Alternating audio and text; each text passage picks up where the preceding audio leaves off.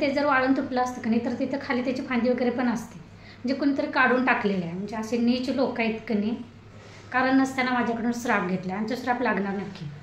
आणि म्हणाले काय अवस्था झाली बाईच्या लाईटरची, किती काळं झालं. टाकून कधी पहिल्यांदा असं चिकटलेलं जर असेल तर निघून जाईल. त्यामध्ये कसं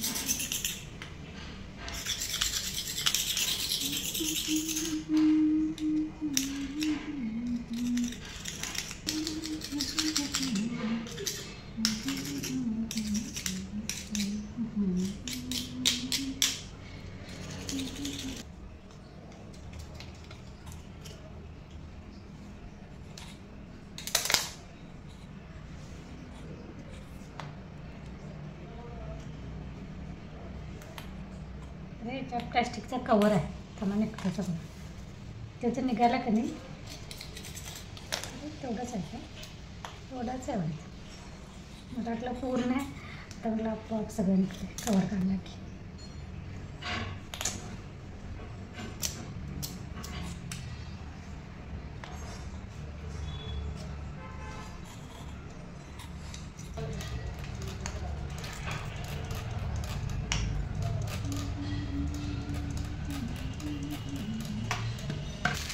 प्लॅस्टिकच्या कागदाने पण घासून दिला.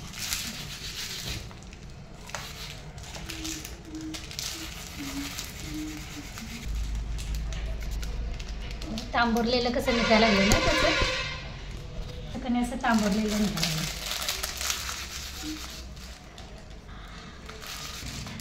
का तर निघालं अजून थोडंसं कणी हे स्प्रे मारून ठेवूया आणि थोड्या वेळाने 10-15 मिनिटांनी कणी परत पुसूया, बघूया काय होतं.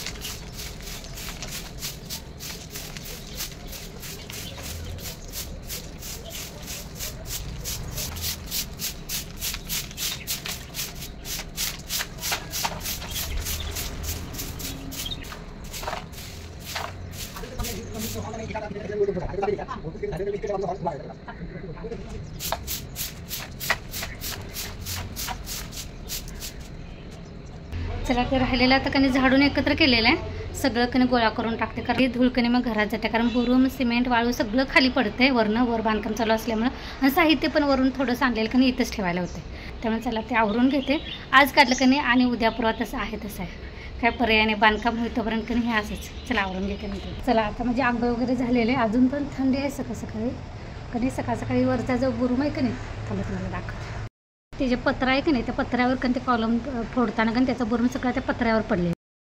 मग कधी आजपासून भिंत बांधायला चालू करणार. एकदा जर भिंत उभी झाली ना तर पलीकडल्या कधी पत्र्यावर जाता येणार नाही. त्यामुळे सकाळ सकाळी कधी ते बुरुम पडलेलं की नाही ते खोऱ्यानं बुट्टीत ओतायचं आणि तिथनं मग ते पलीकडं नेऊन टाकायचं. सकाळ सकाळी काम केलेलं आहे, कारण एकदा भिंत उभा झाली ना की मग ते काढू पण शकणार नाही, जाता पण येणार नाही. त्यामुळं ते पत्रे ना जुने आहेत, एवढी भीती वाटत होती. यांनी सांगितलं ते 2 पत्र्याचे असे जे रेष उभे असतात त्याच्यावर असं आडवं पाय ठेवून उभं राहायचं. बरोबर आहे, पण चुकून जर पत्रा फुटला, जर पत्रा जुने असल्यामुळे जर फुटला तर कधी डायरेक्ट खाली. एवढी भीती वाटत होती की नाही ते 2 कॉलमचे वरून टाकताना. घरातलं पण लोट जाड झालेलं आहे, फक्त चहा झालेला आहे. आता की नाही नाश्ता काहीतरी करा, कारण भूक लागलेली आहे. अजून टिकली लावायची. टिकली काय मला भेटलेली नाही, परवा गेलेली दुकानात, तर चला हळदी कुंकू लावा. मस्तपैकी सोप्या नाश्ता. भात बनवणार आहे. तर बघा रात्रीचा भात शिल्लक होता, तर तोच मी आता फोडणीला दिलेला आहे, तोच मी आता नाश्ता म्हणून खाणार आहे. आता वरच्या लोकांना कधी चहा पाहिजे का विचारून, सकाळी एकदा झालेलं आहे लवकर, पण की नाही थंडी असल्यामुळे कामं करताना लोक विचार पाहिजे असलं तर ठेवूया. अहो काय हो नवरा कुठं काय, अजून घरातलं काही जेवण आवरायला नाही, जेवणाला सुरुवात नाही, देवपूजा नाही, काही नाही काम आवरायला. पाणी आलेलं नाही अजून. चला इकडे मी चहा ठेवलेला आहे. इकडे काय हा मला भात फोडणीला दिलेला आहे, पण त्या लोकांना पण नाश्ता पाहिजे, त्यामुळे त्यांच्यासाठी मला पोहे बनवायला पाहिजे. नाहीतर किती घाण होते. इथं मी भाजीसाठी कणी कांदा चिरलेला आहे, आणि इथे ह्याला कणी आमच्याकडं चपट्या घेवड्याच्या शेंगा म्हणतात. हे असं एका बाजून दोन्ही बाजूने अशी त्याची केसरं काढलीत, आणि त्यानंतर असं खोलून बघितलं, कारण आत कणी किडलेलं असते, आणि त्याची केसरं काढून असे बारीक बारीक चिरलेलं आहे. तर ह्याची कणी मी थोडासा सार राखूनच कणी भाजी करणार आहे. जास्तीत जास्त कोरडी सुकी नाही करणार, थोडासा सार राखणार.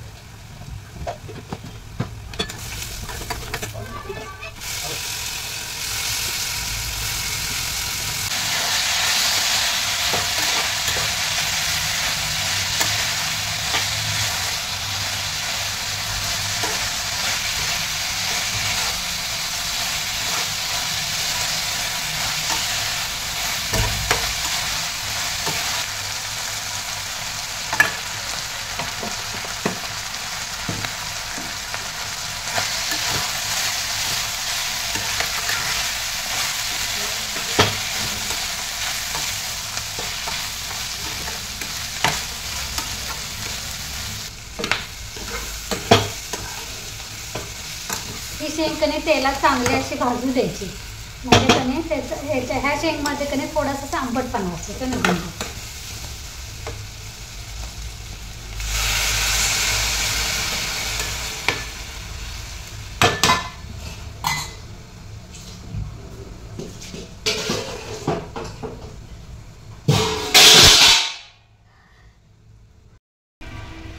चहा पाहिजे का तुम्हाला?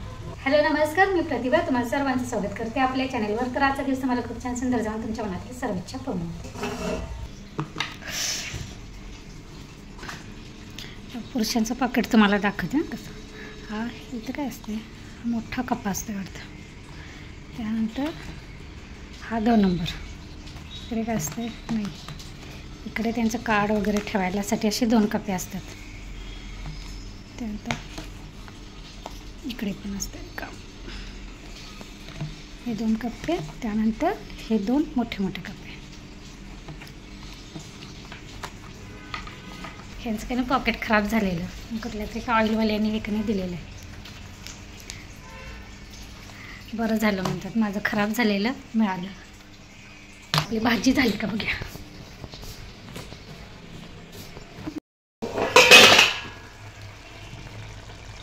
लाईट लावते.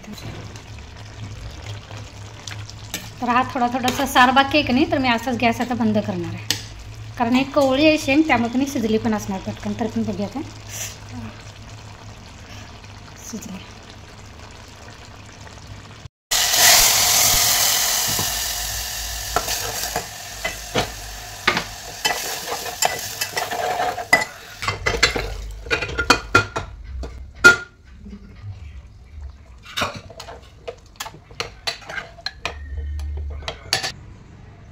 जरा फुलं काढायला गेलेलो, ही फुलं इतकी भेटलेली आहे, देवपूजा झालेली आहे. फुलं काढायला जाताना म्हणजे एक लक्षात आलं, माझं जे फुलं काढायच्या वेळी जे कडीपत्त्याचं एक झाड आहे की नाही, एवढं असं आहे बघा, असं इतकं असं होतं.